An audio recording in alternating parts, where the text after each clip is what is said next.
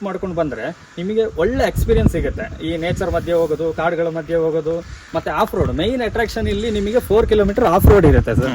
ಅದರಲ್ಲೂ ನಿಮಗೆ ಈ ತರದ ಪ್ಲೇಸ್ ಅಂತೂ ಕೊಡಗು ಭಾಗದಲ್ಲಿ, ಕೊಡಗಲ್ಲಿ ಮುಖ್ಯವಾಗಿ ಈಗ ಕೊಡಗಿಗೆ ಬರುವಂತ ಪ್ರವಾಸಿಗರಿಗೆ ಮುಖ್ಯವಾಗಿ ವಿಸಿಟ್ ಮಾಡಬೇಕಾದಂತ ಪ್ಲೇಸ್ ಅಂತ ಹೇಳಿದ್ರೆ ಮುಗಿಲ್ಪೇಟೆ ಸರ್.